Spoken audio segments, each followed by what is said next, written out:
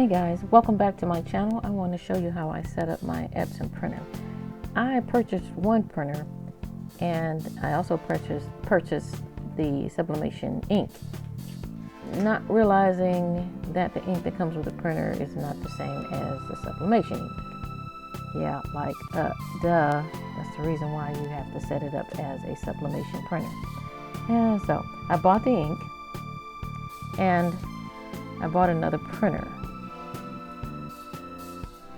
So I set my table up, I put my gloves on, and I put some paper towels over my table and opened up my Sublimation ink to be used.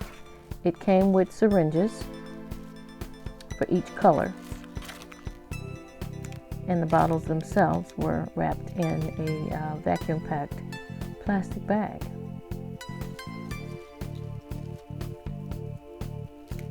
So it's a syringe for each one of the colors.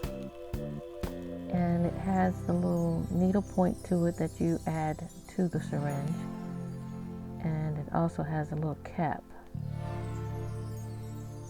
as well as a plunger, of course. So that's the point and the cap. I'm going to add those to all of my syringes. So my bag is open. I have my first bottle out, and it is the black ink.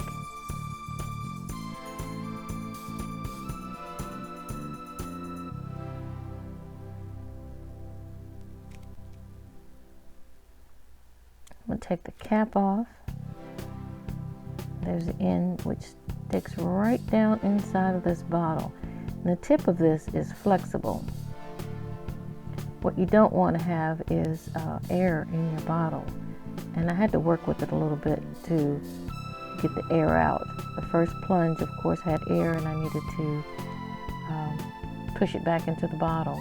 Of course, you got to be careful with that because it will definitely spill over on the floor. There you go. So I did this with all colors.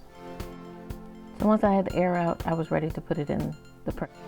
So my section is open, and I need to open the flap for the black ink. And just put it in one of the holes and slowly plunge the ink into the cartridge of the printer. If you put your thumb on there, you can feel the plunger slide on its own. You won't have to put any pressure on it at all. By the time I got to finish the black, which took about 5 different fills, and got to the next color, which was the blue, I realized that tilting the bottle or laying the bottle on the side helped me fill the syringe better and less air into the syringe. The tip of the bottle is flexible, so you can tilt the syringe down towards the bottle, which will fill your syringe up much better, and there's not a pressure of the syringe closing before you get it where you need to have it. Through the process, I wiped off the tip coming from the bottle as well as coming out of the ink cartridge. And just like the black, just put your thumb on the plunger and it goes down on its own. You don't have to press it, no pressure. And it takes about 5 different trips. You can see where the blue ink has filled. The black ink is a very large reservoir. It's filled, and you can see where the blue is almost up to the line as well.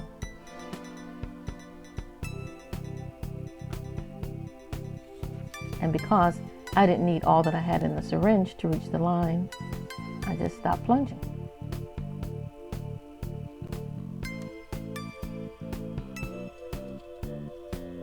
There you go.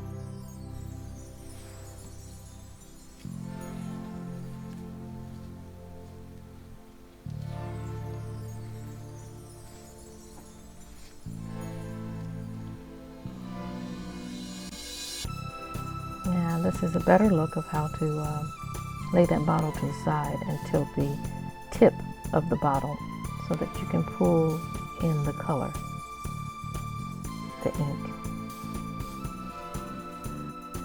Okay, so all my reservoirs are filled. The black, yellow, magenta, and the blue. And they have different names for them, of course, but that's what I call them because that's what they look like. All right, so my reservoirs are full, and I added the paper to the printer, and I'm printing out an image, or I printed out an image. Now I am applying it to a shirt with my Cricut heat press or easy press 2. It's at 400 degrees and 60 seconds. All right, this was my very first design and I like it. It came out just fine, really pretty. Color is really vivid. See what the color just took, the heat just took that color from the paper. So thanks again, guys. Stay tuned. I have more to show you. We'll see you the next time.